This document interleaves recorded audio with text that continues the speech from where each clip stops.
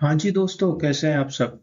तो आज के इस लेक्चर में हम बात करेंगे नेचर ऑफ भारतीय फेडरलिज्म यानी कि भारतीय संघवाद की प्रकृति के बारे में। तो आइए जानते हैं।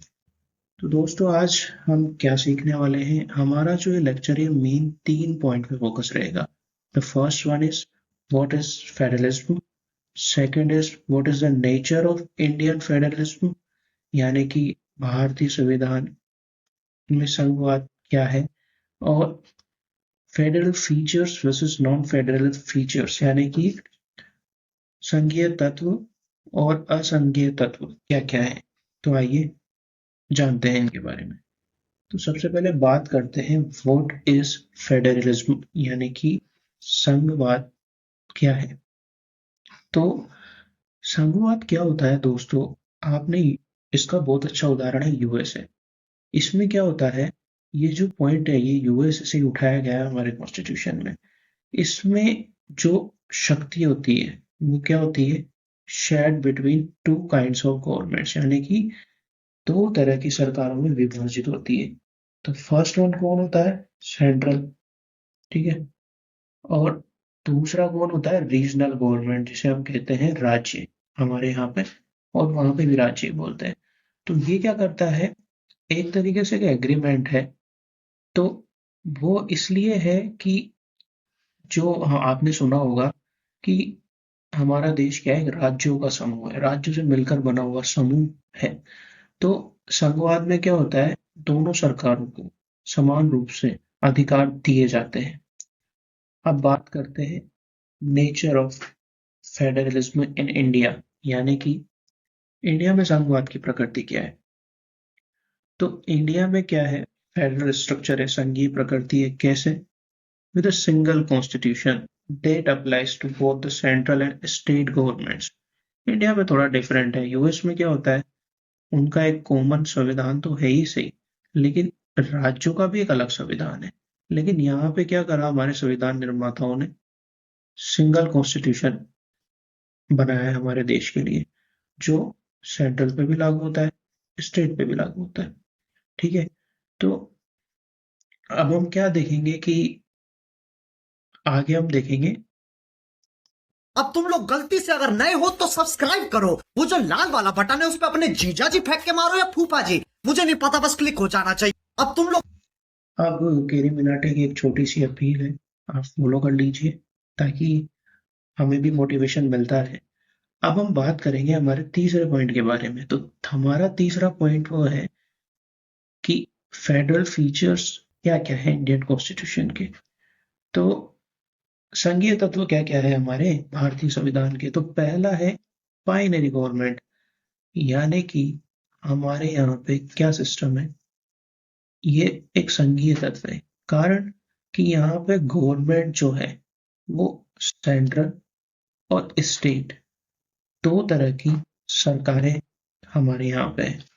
अब इसमें क्या होता है कि the union government works at the centre and the state government operates at a regional level यानी कि जो केंद्रीय सरकार होती है वो केंद्र में काम करती है और राज्य सरकार होती है वो राज्य स्तर पे काम करती है। और central governments implement law made by parliament. तो जो संसद जो कानून बनाती है तो वो पूरे देश में लागू होते हैं, ठीक है। और राज्य जो कानून बनाते हैं वो राज्यों में लागू होते हैं। Division of powers. अब ये भी एक महत्वपूर्ण संघीय तत्व है। कैसे, कि हमारे संविधान ने क्या कर रखा है, शक्तियों का विभाजन कर रखा है। कौन से कानून, कौन से चीजें यूनियन लिस्ट में आएगी, कौन सी स्टेट लिस्ट में आएगी और कौन सी कंक्यूरेंट लिस्ट में आएगी। यानी कि केंद्रीय सूची में जो चीजें हैं उन पर केंद्र कानून बना सकता है, राज्य सूची के जो विषय हैं उन पर राज्य कानून बना सकता है, और समवर्ती सूची के जो विषय हैं उन पर दोनों कानून बना सकते हैं। अब बात करते हैं हमारे तीसरे पॉइंट की। तीसरा पॉइंट क्या है, इंडिपेंडेंट जुडिशरी। ये एक संघीय तत्व का बहुत इंपॉर्टेंट पॉइंट है। कारण कि अगर जुडिशरी इम्पोर्ट मतलब इंडिपेंडेंट नहीं रहेगी तो कॉन्स्टिट्यूशन की रक्षा कौन करेगा। तो संघीय तत्व को बचाए रखने में जुडिशरी भी एक इम्पोर्टेंट एस्पेक्ट है। सुप्रीम कोर्ट क्या करता है, supreme court guardian of the constitution है with the power of judicial review. इसे जुडिशियल यानी कि न्यायिक रिव्यू की शक्तियां हैं। और ये साथ में क्या करता है, जब ये दोनों लड़ जाते हैं ना, सेंटर और स्टेट, तो इन दोनों के बीच में जो डिस्प्यूट होती है ना, उसको रिसोल्व करने की भी पावर सुप्रीम कोर्ट के पास है। चौथा हमारा पॉइंट है बाइकैमरल लेजिस्लेशन, यानी कि इंडिया क्या है, इंडिया का जो लेजिस्लेशन है वो एक तरीके से द्विपक्षीय टाइप है, कारण कि इसमें दो तरह के हाउसेस है हमारे पास। एक तो है लोकसभा, ठीक है, और एक है राज्यसभा। अब लोकसभा में क्या होता है, लोकसभा में आपको पता है सांसद आते हैं, चुनाव होता है, प्रधानमंत्री चुने जाते हैं, वो लोकसभा होगी। लेकिन राज्यसभा क्या होता है, राज्यसभा राज्यों से जो सीटें, जो सदस्य चुन के आते हैं, जिस राज्य में, जैसे सपोज करिए दो पार्टियां हैं, तो जिसकी ज्यादा सीटें हैं उस राज्य में, उसके ज्यादा सदस्य राज्यसभा में, तो ये क्या है, एक तरीके से बैलेंस करता है कि भाई आप कोई भी कानून को लोकसभा और राज्यसभा दोनों में पास होना जरूरी है। तो अगर सरकार को सारी पावर लोकसभा को दे दी जाती है, तो फिर राज्यों का अस्तित्व क्या है, तो राज्यों को भी इसमें भागीदार बनाया गया, और ये एक संघीय तत्व है, बहुत महत्वपूर्ण संघीय तत्व है। पांचवी हम बात करेंगे रिटर्न कॉन्स्टिट्यूशन है। हमारा जो कॉन्स्टिट्यूशन है साफ साफ तौर पर लिखा हुआ है, यानी कि इसमें कोई लड़ाई झगड़ा नहीं है, जो भी चीज लिखी हुई है साफ साफ लिखी हुई है। राज्य को क्या अधिकार है, केंद्र को क्या अधिकार है, ये सब इसमें निर्धारित है। अब ये है रिजिडिटी एंड फ्लेक्सिबिलिटी, यानी कि ये कठोर भी है, लचीला भी है। कैसे कठोर, इतना है कि उसका अमेंडमेंट आसानी से नहीं किया जा सकता, बहुत मेजोरिटी चाहिए, स्पेशल मेजोरिटी चाहिए। लेकिन आसान है, कारण समय के साथ बदलाव हर किसी चीज में होता है, चाहे वो संविधान हो, चाहे देश हो, चाहे धर्म हो। ये थे federal features of Indian constitution. अब हम बात करेंगे नॉन फेडरल फीचर्स की। तो क्या क्या है भाई, संविधान में संघीय तत्व तो हमने पढ़ लिए, अब जो असंघीय तत्व है वो क्या क्या है, इमरजेंसी प्रोविजन है। मतलब बोलते तो है कि हमारा संविधान फेडरल है, संघीय है, लेकिन संघीय में होता क्या है, केंद्र और राज्य दोनों को बराबर शक्तियां दी जाती है। लेकिन हमारे संविधान दोनों का मिक्सअप है, सम टाइप खिचड़ी जिसे बोल सकते हैं। इमरजेंसी प्रोविजन की बात करें तो हमारा संविधान सेंट्रल गवर्नमेंट को बहुत शानदार अथॉरिटी देता है, मतलब प्रेसिडेंट रूल, राष्ट्रपति शासन। तो ये जो चीज है, ये क्या करती है, केंद्र को ज्यादा पावरफुल बनाती है।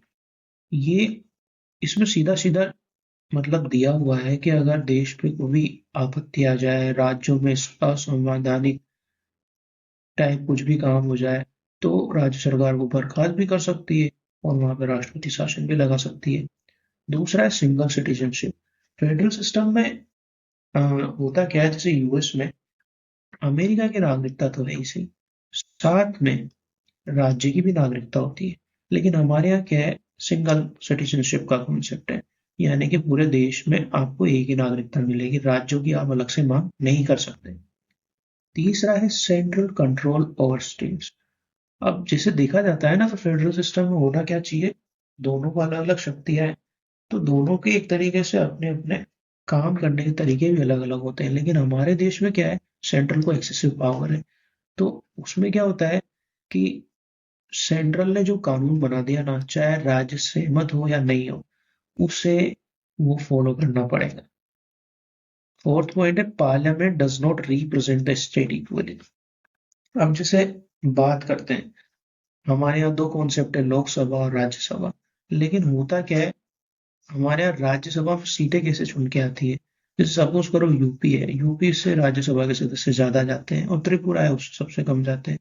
तो होता क्या है, हमारे यहाँ पे इक्वल स्टेट में डिवाइडेशन नहीं है, मतलब ये स्टेट के साथ एक भेदभाव की तरह है, जहाँ पे जनसंख्या ज्यादा है वहां की सीटें ज्यादा है, और जहाँ पे जनसंख्या कम है वहां की सीटें राज्यसभा में कम है।